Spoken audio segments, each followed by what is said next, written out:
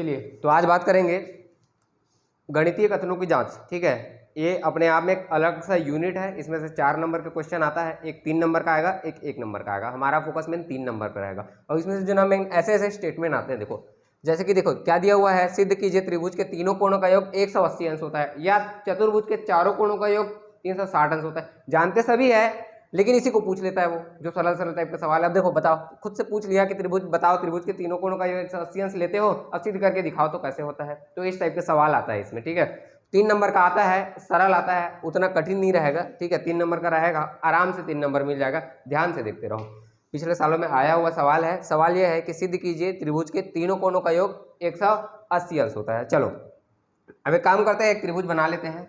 मान लो ये त्रिभुज है, मान लो ये त्रिभुज है ए बी सी। मान लो त्रिभुज क्या है, त्रिभुज है ए बी सी।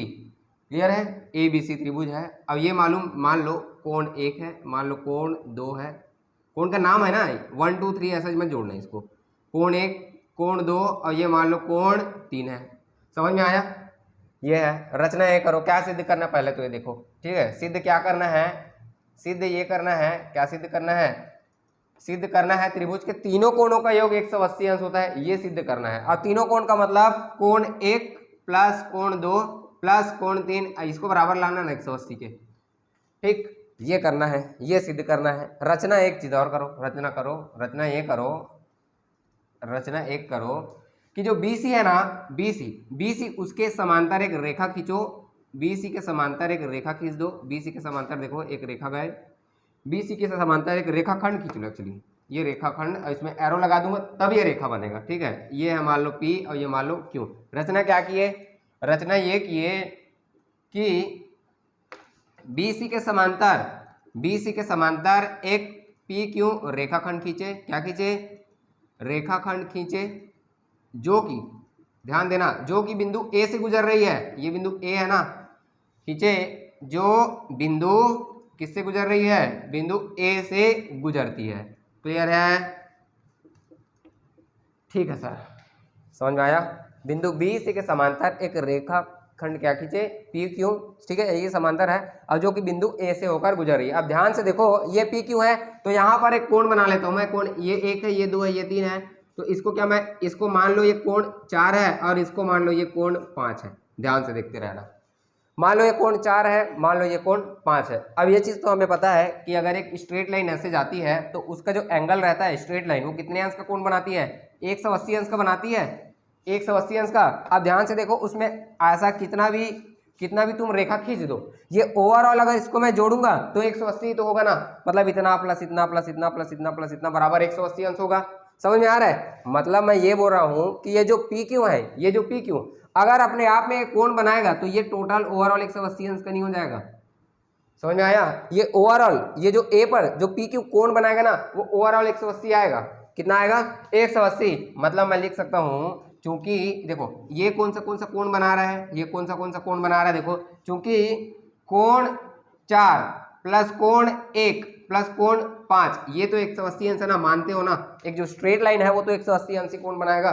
ठीक है, कितना बनाएगा, 180 अंश। चलो ठीक है, बराबर 180 अंश। ठीक है सर, मान लिए। ध्यान से देखते रहना, ध्यान से ये देखते रहना कि अब देखो यहाँ से एक काम और कर लेता हूँ मैं, एक काम और कर लेता हूँ। देखो यहाँ से देखते रहना, यहाँ से हमें ये चीज़ पता है, इसको मान लो समीकरण एक चीज़ ये पता है कि जब कोई ऐसे समांतर रेखा जाती है, जब कोई समांतर रेखा जाती है तब उसको ऐसे कोई तिर्यक रेखा ऐसे काट दे, समांतर रेखा को जब तिर्यक रेखा काट दे तो इधर का कोण और इधर का कोण बराबर होता है। एकांतर कोण 9वीं में पढ़े हो ना, एकांतर कोण, इसको बोलते हैं एकांतर कोण बराबर होता है, और इधर का कोण और इधर का कोण बराबर होता है। समझ में आया? एकांतर कोण बोलते हैं इसको। क्या बोलते हैं? एकांतर कोण बोलते हैं। समझ में आ रहा है क्या बोल रहा हूँ? अगर कोई ऐसी समांतर रेखा गई, उसको कोई रेखा ऐसे तिरछा काट दी, तो इधर का कोण और इधर का कोण बराबर होता है, हमेशा याद रखना। और इधर का कोण और इधर का कोण बराबर रहता है, एकांतर कोण बोलते हैं इसको। ठीक है, एकांतर कोण। तो ध्यान से देखो, ये BC के समांतर PQ ही तो है ना, इसको तो खुद रचना कियो ना, BC के समांतर PQ को।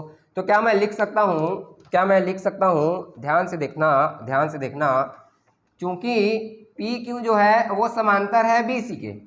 ठीक है, PQ क्या है, समांतर है BC के, तब क्या मैं लिख सकता हूँ, ये देखो ये समांतर और देखो एक रेखा ऐसा काट दिया तो ये वाला कोण और ये वाला कोण बराबर हो जाएगा क्या? यही तो है ना एकांतर कोण, इधर का कोण बराबर होता है। समझ में आया? ये समांतर रेखा तो इधर का कोण बराबर हो जाएगा। मतलब मैं लिख सकता हूँ, क्या लिख सकता हूँ? कोण 4 बराबर कोण 2 लिख सकता हूँ। ठीक है, लिख लिया इधर का कोण। अब ये वाला और ये वाला कोण भी बराबर हो जाएगा क्योंकि एकांतर कोण है ना, ये एकांतर कोण है। ठीक है, क्या है लिख दो, क्या है ये? एकांतर कोण है, एकांतर कोण। और क्या लिख सकता हूं? कोण 5 बराबर कोण 3 लिख सकता हूं, मैं लिख सकता हूं। चलो तथा क्या लिख सकता हूं? तथा कोण ये वाला बराबर ये वाला, कोण 5 बराबर कोण 3, ये भी एकांतर ही कोण है। क्या कोण है? एकांतर कोण है, एकांतर कोण है। चलो लिख लिए। अब क्या करें? समीकरण 1 में देखो 4 के जगह मैं 2 लिख सकता हूं, 5 के जगह मैं 3 लिख सकता हूं। देखो ना यार, 4 की जगह 2 और 5 की जगह 3। अब इसको समीकरण में रख दो, बात खत्म, हो गया काम। समझ में आया? समीकरण 1 से देखो क्या है? कोण 4 की जगह कोण 2 लिख सकता हूं, कोण 2 प्लस कोण 1 रहन दो, प्लस कोण 5 की जगह कोण 3 लिख सकता हूं। अब बराबर कितना? 180 अंश। और यही लाना है, यही तो लाना है ना। कोण 1 प्लस कोण 2 प्लस कोण 3 बराबर 180 अंश। ठीक है, इसलिए ये होता है कि त्रिभुज के तीनों कोणों का योग होता है कितना? 180 अंश। सवाल एक और आता है, चतुर्भुज के चारों कोणों का योग 360 अंश होता है, इसको सिद्ध करवाता है। तो देखो उसको एक लाइन में सिद्ध हो जाएगा। अब तुम लिखते रहना इसको ABCD मान के, मैं ऐसे बता रहा हूँ। देखो एक चतुर्भुज है, एक चतुर्भुज बना लो, कैसा भी आड़ा तिरछा बना लो, कोई दिक्कत नहीं है। चतुर्भुज बना लिए, नामकरण कर दो। अब ABCD नामकरण कर दिए। अब कोई आमने सामने की भुजा को मिला दो, किसी को A से D को मिला लो या C से B को मिला लो। चलो B से C को मिला लेता हूं मैं। समझ में आया? अब ध्यान देखते रहो। ये इसका जो पूरा कोण है, लाना क्या है? कोण A प्लस कोण B प्लस कोण C प्लस कोण D बराबर 360 अंश लाना है ना। 360 अंश, ध्यान दो, 360 अंश ये लाना है। ध्यान से देखते रहो। ये एक त्रिभुज बन रहा है, ये वाला क्या बन रहा है? एक त्रिभुज बन रहा है, त्रिभुज। तो इसके तीनों कोणों का योग कितना होगा? 180 होगा, अभी तो लाया था। अब ये वाला जो त्रिभुज है उसके तीनों कोणों का योग कितना होगा? 180 होगा ये भी। और 180 कितना होता है? 360। तो ऐसा भी हो जाएगा। समझ में आया? एक सवाल ये, 2 सवाल हो गया। और तीसरा सवाल एक ऐसा आता है, देखो 63, उसको लिख देता हूं मैं पूरा। देखो सवाल ये आता है कि किसी त्रिभुज का बहिष्कोण मतलब किसी त्रिभुज में एक भुजा को ऐसे आगे बढ़ा दो तब बनता है बहिष्कोण।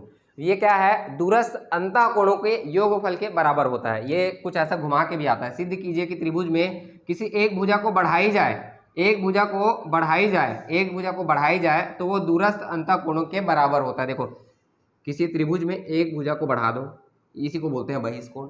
इधर कोई बढ़ा सकता हूँ मैं, इधर कोई बढ़ा सकता हूँ मैं, किधर भी बढ़ा सकता हूँ, इधर भी बढ़ा सकता हूँ, दिक्कत नहीं है। चलो उधर जगह कम पड़ रहा है, इधर ही बढ़ा देते हैं। ठीक है, चलो ये इधर बढ़ा दिया। ठीक है, समझ में आया? ये A, ये B और ये C त्रिभुज है। एक भुजा को बढ़ा दिया, एक भुजा को।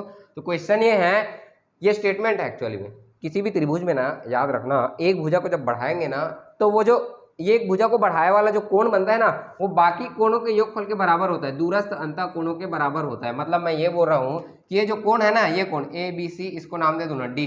मतलब मैं बोल रहा हूँ कि ADE जो कोण है ना, कोण कौन सा? ADE जो है ना, वो ये वाला और ये वाला कोण के बराबर होगा। मतलब कोण A प्लस कोण C के बराबर होगा, ये बोल रहा हूँ मैं। समझ में आया?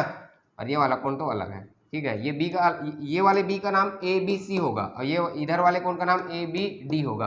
ठीक है, ये है। चलो ये लाना है, एक कोण बढ़ाया जाए तो सिद्ध कीजिए ये बाकी दोनों के बराबर होता है। अब ध्यान से देखते रहो, ध्यान से ये सिद्ध करना है, ये सिद्ध करना है। ठीक है क्या अपने पास? ध्यान से देखो, ये जो त्रिभुज है, ये देखो, ये स्ट्रेट लाइन बन रही है। क्या? स्ट्रेट लाइन BC क्या है? Straight line. मतलब ये ओवरऑल जो कोण है वो 180 बनाना चाहिए। स्ट्रेट लाइन है तो ये ओवरऑल कितना? 180 तो बनेगा ना। ठीक है, रेखीय युग्म बोलते हैं उसको। एक स्ट्रेट लाइन जो है वो हमेशा 180 डिग्री बनाता है। चलो हाँ, स्ट्रेट लाइन हमेशा कितना 180 बनाएगा। तो चूंकि मैं क्या बोल रहा हूं कि ए बी डी ये दोनों कोण क्या है, एक तो ये वाला कोण है और एक तो ये वाला कोण है, मतलब ये ओवरऑल जो कोण है ना वो ए बी डी और ए बी सी तो होगा, ये ओवरऑल जो कोण है नहीं। मतलब मैं ये बोल रहा हूं कि कोण ए बी डी, कोण ए बी डी प्लस ये वाला कोण अंदर वाले को ए बी सी लिखेंगे, प्लस कोण ए बी सी बराबर क्या मैं 180 लिख सकता हूँ समीकरण पहला, क्योंकि एक स्ट्रेट लाइन है ना 180 रेखीय युग्म बोलते हैं इसको, रेखीय युग्म। चलो और क्या लिख सकता हूँ, हम ये भी तो जान गए हैं ना कि त्रिभुज के तीनों कोणों का योग 180 अंश होता है, ये भी तो जान गए हैं ना।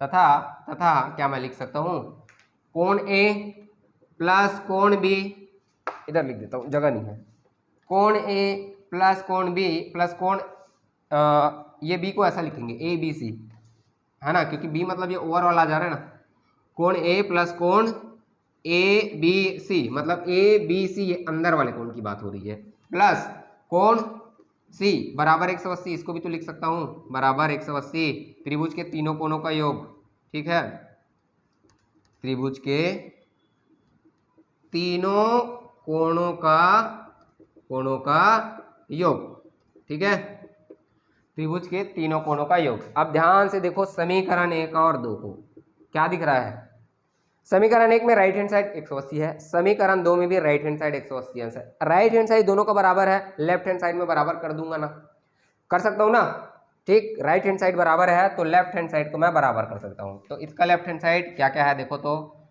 इसका लेफ्ट हैंड साइड है कोण कौन सा ये देखो ए, चलो ए बी डी प्लस कोण ए बी सी बराबर ये इसका, देखो ये दोनों बराबर है तो ये दोनों भी आपस में बराबर होगा, मतलब इतना बराबर इतना क्या, कोण ए प्लस कोण ए बी सी प्लस कोण सी। ध्यान से देखो कोण ए बी सी इधर भी है, कोण ए बी सी इधर है, कट जाएंगे, बचेगा क्या, कोण ए बी डी बराबर कोण ए प्लस कोण सी, कोण ए बी डी बराबर कोण ए प्लस कोण सी, यही तो सिद्ध करना था ना, कोण ए बी डी कोण ए बी डी बहिष्कोण ये है ना, कोण ए बी डी, ठीक, कोण ए बी डी बराबर क्या होगा, ए बी डी बराबर कोण ए प्लस कोण सी, ये है, किसी भी त्रिभुज में एक भुजा को बढ़ा दो तो दूरस्थ अंतः कोण के बराबर होता है। मतलब इसको एक बार और समझ लो अच्छे से, अगर किसी त्रिभुज में मैं एक भुजक बढ़ा दूंगा ना, त्रिभुज में ये इधर का भुजक बढ़ा दूंगा ना, तो ये जो है ना इतना और इतना को जोड़ूंगा ना इसके बराबर होता है, ये समझ में आया। अगर मान लो त्रिभुज ऐसा है ऐसा, अब इसको अगर मैं बढ़ा दूंगा तो ये जो कोण है ना, ये बढ़ा हुआ वाला कोण ये इसके और इसके योग के बराबर होता है, ये बोल रहा हूँ मैं, इसको बोलते हैं बहिष्कोण प्रमेय। क्या बोलेंगे इसको, बहिष्कोण प्रमेय, ठीक है। 1 2 4 और देख लो, ठीक है, बाकी ये इंपॉर्टेंट है और मैं दिखा रहा हूँ कुछ पुराने सालों में आए हुए स्टेटमेंट है, उसको देखना।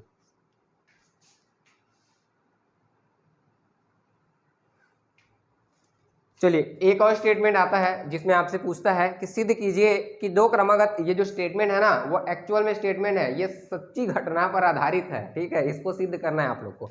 चलिए सिद्ध कीजिए कि दो क्रमागत पूर्णांक संख्याओं के वर्गों को, मतलब उसका वर्ग करके जब जोड़ेंगे, वर्गों के योग को 4 से जब विभाजित करेंगे तो शेष फल हमेशा कितना प्राप्त होगा, 1 प्राप्त होगा। ये एक्चुअल में होता है लेकिन इसको हमें निकालना है, ठीक है, इसको करके दिखाना है। तो देखो क्रमागत संख्या है, क्रमागत मतलब अभी जैसे कि देखो 10 हो गया तो उसका जस्ट क्रमागत मतलब कितना, 11 हो जाएगा, ये होता है क्रमागत संख्या। 20 है तो उसका क्रमागत 21 हो जाएगा, समझ में आया, मतलब एक ज्यादा, जस्ट एक आगे वाला। तो अगर क्रमागत मान लो x संख्या में माना हो तो उसका क्रमागत कितना हो जाएगा, x + 1 नहीं हो जाएगा, समझ में आया। जैसे 49 है उसका क्रमागत 50, जस्ट आगे एक ज्यादा, समझ में आया। तो अगर कोई संख्या में x मानूंगा तो उसका क्रमागत x + 1 हो जाएगा। चलो तो मान लेते हैं, मानना ही तो है, माना संख्याएं क्रमशः x तथा उसका क्रमागत क्या होगा, x + 1 है, यही है, x + 1 है। सवाल क्या हो दिया है, इनके वर्गों के योग को 4 से विभाजित करूंगा तब 1 प्राप्त होना चाहिए, ये है सवाल, ठीक है। तब एक काम करते हैं, इनका वर्ग करके जोड़ देते हैं, इनका वर्ग करके जोड़ने पर इनका वर्ग करके जोड़ने पर देखते हैं क्या होगा। इनका वर्ग करो मतलब पहले तो x का वर्ग करो और प्लस ये भाई साहब है उसका भी वर्ग करो और ये दोनों को ये देखो जोड़ दो, ये ऐसे x + 1 इसका वर्ग किए इसका वर्ग किए और जो योगफल है ना योग को तो जोड़ दिए। अब देखना ये है कि ये 4 से विभाजित करने पर शेषफल एक आता है या नहीं है। चलो पहले तो इसको एक्सपांड करो, ये फॉर्मूले में आएगा। फॉर्मूला क्या होता है, a + b के होल स्क्वायर का फॉर्मूला होता है a² + b² + 2ab, ये होता है। चलो x² फॉर्मूले में तोड़ो, a की जगह x है b की जगह 1 है तो a² मतलब x² + b² मतलब 1 का स्क्वायर 1 ही होता है प्लस 2ab मतलब 2 × x 2 × x × 1। ये लो एक को भी लिख लो, एक बार और लिख लो, x और x 2x² नहीं हो जाएगा प्लस इसको पहले लिख लूँ 2 का गुणा x से 2x और 2x का गुणा 1 से 2x ही होगा प्लस 1। ये दोनों में से क्या कॉमन निकल सकता है, ध्यान दो, ये दोनों में 2 है क्या, ठीक है सर 2 निकाल लिया। दोनों में x है क्या, x है, x² दोनों में है क्या, नहीं है, इसमें बस है, इसमें नहीं है। चलो तो इसमें ये 2 है ना, 2 कॉमन निकाल लिए और x भी खींच के बाहर कर दिए, तो इसमें से 2 को तो निकाल लिया हो, x को भी निकाल लिया हो, बचेगा x, ठीक है, प्लस 2x सबको निकाल लिया हो, बचेगा 1, समझ में आया, प्लस ये 1। अब एक काम करो, अब इसमें शेषफल कैसे निकालोगे, भाग देके शेषफल प्रमेय लगाओ ना, शेषफल प्रमेय लगाओ। 4 से भाग देके शेषफल निकालना मतलब x की जगह 4 रखना, यही है ना, वर्ग समीकरण वाले में, बहुपद वाले में बताया था मैं आप लोग को शेषफल प्रमेय से शेषफल कैसे निकालना है इसमें, ठीक है, बहुपद में दिया हुआ है। अब एक काम करो, शेषफल निकालो, 4 से भाग देने के पश्चात शेषफल निकालना है, मतलब x का मान कितना रखना है, 4 रखना है, x का मान 4 रखना है बस। अब जो आया वही शेषफल आएगा फिर। चलो अब एक काम करो, शेषफल ज्ञात करो। शेषफल ज्ञात करना मतलब x बराबर कितना रखना, 4 रखना, तभी तो 4 से भाग जा रहा है, तभी तो शेषफल निकलेगा। चलो जहां जहां x है वहां 4 आएगा, तो ये हो जाएगा 2x की जगह 4, अब कोष्टक बड़ा वाला ये लो, ये हो जाएगा x की जगह कितना 4 रखना है प्लस 1 ध्यान देते रहना ये हो जाएगा, ये कितना हो जाएगा, 4 दूनी 8 अगुणित कितना 4 और 1 5 प्लस 1, यहाँ से देखो 8 पंचे 40 प्लस 1 तो कितना हो गया 41, कितना आया 41 आया। अब ध्यान से देखो 41 को 4 से जब मैं भाग दूंगा तो हमेशा शेषफल 1 मिलेगा, क्या मिलेगा, शेषफल 1, भाग देके देख लो ना यार, काहे टेंशन ले रहे हो। 41 अब देखो 10 बार में जाएगा, ये लो 1 बार में, ठीक है, सीधा 10 से ही भाग दो ना, 10 भाग में कितना 4 दाम 40 बचेगा 1, शेषफल कितना 1, तो ऐसे लाना है इसको, समझ में आया। चूंकि 41 को 4 से भाग देने पर सदैव 1 आएगा, इसलिए किसी भी क्रमागत संख्याओं के वर्गों को जब जोड़ दोगे ना और उसको 4 से भाग दे दोगे ना तो हमेशा 4 आएगा। अब इसके जगह ना कुछ भी रख के देख लो, इसके जगह ना कुछ भी रख के देख लो और 4 से भाग दे दो, हमेशा शेषफल 1 ही आएगा। ये आप लोग का काम है, इसको करके देख लेना।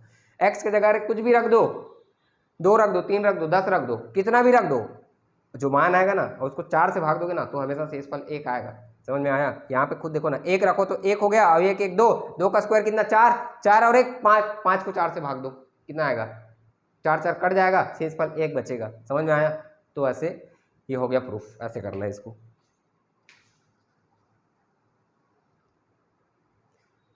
अब सवाल याद है, देखो सिद्ध कीजिए कि 2n + 3 का स्क्वायर - 2n - 3 का स्क्वायर, समझ में आया, का एक गुणनखंड 8 है, जहां n प्राकृतिक संख्या, मतलब n को ना कोई भी प्राकृतिक संख्या नेचुरल नंबर रख दो, ठीक है, प्राकृतिक संख्या तो पता होता है सबको, ठीक है, प्राकृतिक संख्या इतना और इतना का अगर मैं हल करूंगा प्राकृतिक संख्या के किसी भी मान के लिए तो 8 का गुणनखंड आना चाहिए, ये बोल रहा है ये, मतलब इसको मैं हल करूंगा ना तो जो आएगा ना मान वो 8 के गुणनखंड आना चाहिए, ये बोल रहा है, मतलब 8 के गुणनखंड मतलब 8 के पहाड़े में या 8 से भाग हो जाना चाहिए, ये बोल रहा है ये, ठीक है। चलो हल करके देखते हैं, ठीक है, इसको हल करो, क्या दिया क्या है, 2n + 3 का स्क्वायर - 2n - 3 का स्क्वायर, इधर ही हल करूंगा यार, जगह की कमी है। ये देखो a + b का होल स्क्वायर का सूत्र लगेगा, a - b का होल स्क्वायर का सूत्र लगेगा, वही है ना, a² + b² + 2ab। चलो a² मतलब 2n² + b² मतलब 3² + 2a मतलब 2n और b मतलब 3, इसका काम हो गया, बड़ा वाला ब्रैकेट यहाँ पे लगाओ। अब यहाँ पे दिक्कत हो जाएगा, माइनस, ये क्वेश्चन को मिटाना पड़ेगा, फिर से लिख देंगे, दिक्कत नहीं है। ये सेकंड क्वेश्चन, अभी इसको सॉल्व करता हूँ मैं। चलो तो अब इसको सॉल्व करो। ये माइनस, माइनस के बाद ये आया ना, ए स्क्वायर मतलब फिर से 2n square plus B square मतलब फिर से 3 का स्क्वायर माइनस 2, ए मतलब फिर से 2n और बी मतलब 3। ये ब्रैकेट ऑफ करो। चलो इसको हल करेंगे। अब ये इसको मेरे को ढंगाना पड़ जाएगा। हेलो ध्यान से देखो, इसको ध्यान से देखते रहो। चलो 2n का स्क्वायर, 2 का स्क्वायर 4 और n का स्क्वायर मतलब 4n स्क्वायर, सही है, प्लस 3 का स्क्वायर 9 प्लस, देखो इसको गुणा करो, 2 दूनी 4 और 4 तिया 12 और n मतलब 12n, सही है, 12n। हाँ माइनस, ब्रैकेट में है ना माइनस, याद रखना इसको, ठीक है, ब्रैकेट को धन से मत खोल देना। चलो ये हो जाएगा कितना, फिर से देखो 2 का स्क्वायर 4 और n मतलब 4n स्क्वायर प्लस 3 का स्क्वायर कितना 9 माइनस 2 दूनी 4 और 4 तिया 12 और साथ में n मतलब 12n। क्लियर है? ब्रैकेट अब खोलो ब्रैकेट, ये हो जाएगा 4n square plus 9 plus 12n। देखो माइनस का गुणा करते जाओ, माइनस का गुणा होगा मतलब प्लस का माइनस बनेगा, माइनस का प्लस बनेगा, तो ये बन जाएगा माइनस 4n स्क्वायर और ये माइनस प्लस, ये फिर से माइनस 9, ये प्लस कितना 12n। समझ में आया? कौन कौन कटेगा काट डालो और जो बचेगा उसको बचा दो। तो ये और ये उड़ गया और ये प्लस 9 माइनस 9 भी गया, क्या क्या बचा 12n प्लस 12n, कितना आ गया 24n। अब ध्यान से देखो, ये जो 24n है क्या ये 8 से भाग जाएगा? तो बिल्कुल जाएगा ना यार, 8 के पहाड़े में 24 तो आता है। n का मान कुछ भी रख दो, कुछ भी रख दो, ठीक है, कुछ भी रख दो, प्राकृत संख्या कुछ भी प्राकृत संख्या रख दो। प्राकृत संख्या मतलब नेगेटिव कुछ भी होल नंबर रख दो, पूर्णांक संख्या, और पॉजिटिव में कुछ भी रख दो, बस जीरो मत रखना। जीरो मिल गया तो पूर्ण संख्या बन जाएगा, ठीक है, जीरो से पॉजिटिव इनफाइनाइट तक कौन सा जाता है, पूर्ण संख्या जाता है। चलो n का मान कुछ भी रख दो, अब 8 से जाएगा। n का मान 1 रखो 24 बन गया, 8 से जाएगा। n का मान 2 रखो 24 दूनी 48, 8 से जाएगा। n का मान 3 रख दो, कुछ भी रख दो n का मान, ये 8 से जाएगा, यही तो बोला ये, ठीक है। सिद्ध कीजिए कि इतना स्क्वायर माइनस इतना स्क्वायर का एक गुणनखंड 8 है, मतलब ये 8 से भाग जाना चाहिए, ये बोल रहा है ये। समझ में आया? तो इसको ऐसे हल करना, कुछ नहीं किए, ये और ये दिया हुआ है, हल कर दिए, बस फॉर्मूले में तोड़ दिए, बस इतना ही काम करना है। इतने मेहनत का 3 नंबर मिल जाता है। 2018 में आया हुआ सवाल है ये, ठीक।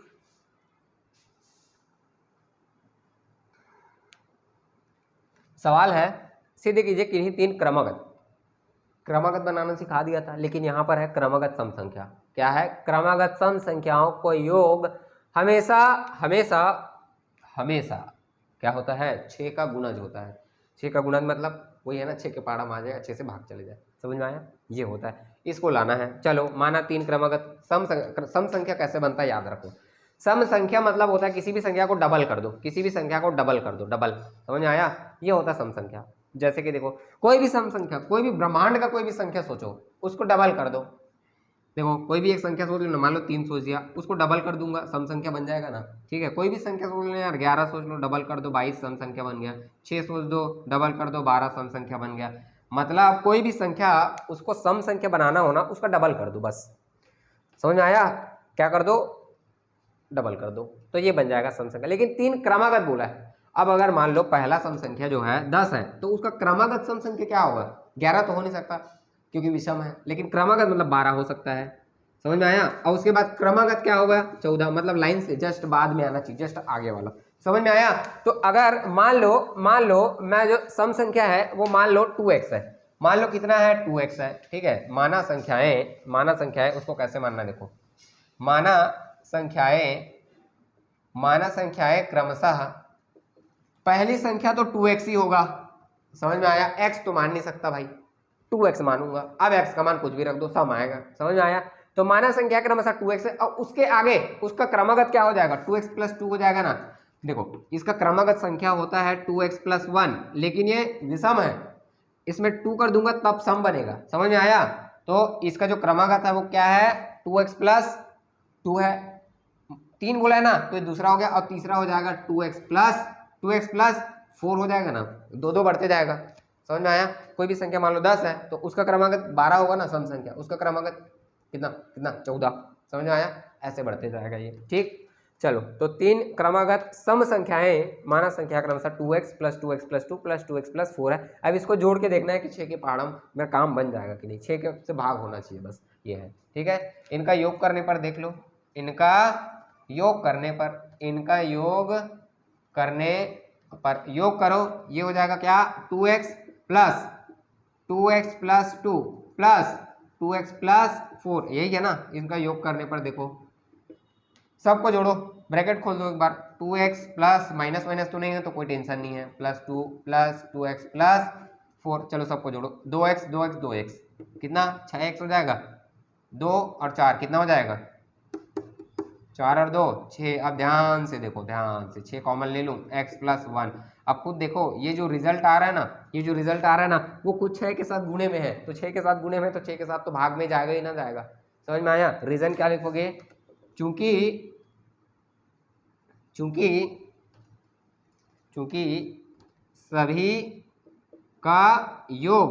सभी का जो योग है, चूंकि सभी का योग 6 का गुणज तो आ रहा है ना, 6 का क्या आ रहा है, 6 का गुणज है, तो 6 का गुणज है, अरे याद हो गया, 6 का गुणज ही तो लाना था। सभी का योग क्या है, 6 का गुणज है, देखो ना 6 गुणे में आ गया ना, एक तो है ना 6 का गुणज। अतः सभी का योग, ये लो ऐसा लिख देना, अतः सभी का योग 6 का गुणज होता है, या इसी स्टेटमेंट को लिख देना। अतः तीन क्रमागत सम संख्याओं को जोड़ने पर संख्या आएगी वो 6 का गुणज आएगी। नेक्स्ट सवाल की ओर चलते हैं।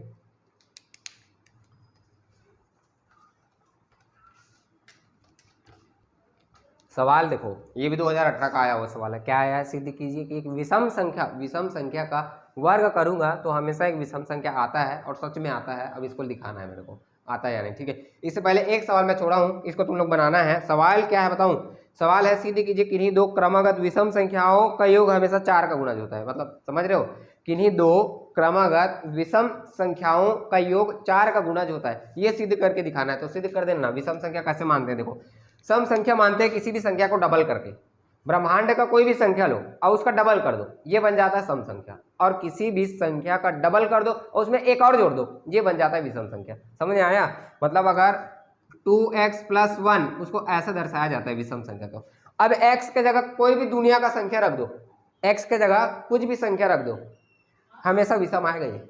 चाहे 1 रख के देख लो तो 2 1 3 हो जाएगा, चाहे 2 रख के देख लो, कितना 2 दूनी 4 और 1 5 विषम हो जाएगा। मतलब कुछ भी रख लो, ऐसा बनता है विषम संख्या। और इसका क्रमागत, इसका जस्ट आगे वाला विषम संख्या क्या होगा, देखो जस्ट आगे वाला 2x + 1 के आगे 2 तो नहीं कर सकता क्योंकि ये सम बन जाएगा, तो इसको लिखा जाता है 2x + 3। ये है क्रमागत विषम संख्या। क्या है ये, क्रमागत विषम संख्या। सवाल क्या है, इससे पहले वाला सवाल मैं बता रहा हूं ना, क्रमागत विषम संख्याओं का योग हमेशा 4 का गुणज होता है। इसको ना जोड़ के देखना, इसको ऐसे जोड़ देना और ये देखना कि 4 का गुणज आ रहा है नहीं। अरे यार यहीं से देखो, 2 2 ये 4x हो गया, और 3 और 1 4 हो गया। अब ध्यान से देखो, 4 कॉमन, x + 1। अब देखो ये 4 का गुणज ही तो आ रहा है ना आंसर में, 4 का गुणा है तो मतलब 4 का तो गुणज है। समझ में आया। तो एक ऐसा हो गया। चलो अपने सवाल पे आते हैं। अपना सवाल क्या है, अपना सवाल है सिद्ध कीजिए विषम संख्या का वर्ग एक विषम संख्या होती है सदैव, इसको सिद्ध करना है। तो विषम संख्या अब भी बताया हूं, क्या बताया हूं, विषम संख्या कैसे बनाना है, 2x + 1 ये होता है विषम संख्या। संख्या को पहले डबल करके सम बनाओ और उसमें 1 जोड़ दो, ये होता है विषम संख्या। समझ में आया। माना विषम संख्या, माना विषम संख्या क्या है, ये है माना विषम संख्या 2x + 1 है। अब इसका वर्ग करने पर, क्या करने पर, वर्ग करने पर देखता हूं विषम आता है कि नहीं। वर्ग करने पर ध्यान से देखो, ध्यान से देखो, वर्ग करो मतलब 2x + 1 का वर्ग करो, यही है ना। a + b का होल स्क्वायर, सूत्र क्या होता है, a² मतलब 2x² + b² मतलब 1² + 2a मतलब 2x और b मतलब a। चलो 2x का होल स्क्वायर मतलब 4x² होगा का, बताओ। 2 का वर्ग 4 और x², अच्छी बात है। 1 का स्क्वायर 1 होगा, 2 दूनी 4 मतलब ये 4x, और 4x का गुणा 1 से 4x ही तो आएगा, 4x ही तो आएगा। अब एक काम करता हूँ, इसको थोड़ा ऐसे लिखता हूँ अच्छे सरल शब्दों में। पहले इसको लिख लिया, फिर इसको 4x को लिख दिया, फिर 1 को लिख दिया। अब ध्यान से देखो, इसमें से ना, इसमें से मैं 2 कॉमन निकालना चाह रहा हूँ, 2 कॉमन निकालना चाह रहा हूँ, 2 कॉमन निकाल लूंगा, अच्छी बात है। यहाँ क्या बचेगा, 2 निकला तो 2 बचेगा, ठीक है। x² में x को छुआ नहीं हूँ तो x² तो बचेगा ही बचेगा, प्लस 4 में से 2 कॉमन निकला तो 2 बचा और x को भी छुआ नहीं तो ये भी बचेगा प्लस ये 1 बचेगा। ध्यान से देखो अब इस स्टेटमेंट को, इस स्टेटमेंट को देखो, ये जो है ये ब्रह्मांड का कोई भी संख्या रहे, कोई भी दुनिया का संख्या रहे, इसका डबल करूंगा तो ये सम बन जाएगा कि नहीं, बन जाएगा। तो ये तो सम हो गया, ये तो सम हो गया। अब उसमें एक जोड़ दूंगा तो विषम तो बन गया ना, समझ में आया। अतः विषम संख्या का वर्ग एक हमेशा विषम संख्या ही होता है, समझ में आया। विषम संख्या का वर्ग हमेशा एक विषम आता है। स्टेटमेंट में क्या लिखना, जब लास्ट में चूंकि 2x² प्लस 2x ये सम संख्या है, क्या है, सम संख्या है कि नहीं है, देखो ना डबल हो रहा है, ये जो संख्या है उसका डबल हो रहा है, मतलब ये सम बन गया, समझ में आया। किसी भी संख्या को 2 से गुणा करो सम बनता है, ठीक है। क्या है, एक सम संख्या है, ये जो है क्या है, ये सम संख्या है, सम संख्या है, सम संख्या है। इसमें एक जोड़ने पर, इसमें एक जोड़ने पर क्या होगा, विषम नहीं बन जाएगा, विषम संख्या हो जाएगा, विषम संख्या हो जाएगा। अतः इसको लिख देना या फलाना ढकाना जो दिया है, सिद्ध कीजिए कि एक जोड़ने पर सदैव, अतः विषम संख्या का वर्ग सदैव एक विषम संख्या होता है, बस इतना लिख देना और 3 नंबर अंदर, ठीक। चलो तो इसमें से क्वेश्चन मुझे नहीं लग रहा बाहर जाएगा, ठीक है, इतने में से ही आता है। पिछले ये जो क्वेश्चन है ये रिपीट होके आ रहे हैं जो मैं बताया था। उसके अलावा एक त्रिभुज वाला जो बताया था, त्रिभुज के तीनों कोणों का योग सिद्ध कीजिए 180 अंश होता है, चतुर्भुज का 360 अंश होता है, और ये अंतः बहिष्कोण वाला प्रमेय, ठीक है, एक कोण को बढ़ा दो तो बाकी अंतः कोण के योग में बराबर होता है, समझ में आया। तो इसमें से क्वेश्चन नहीं जाएगा, ठीक। चलिए पढ़ते रहिए, ऑल द बेस्ट।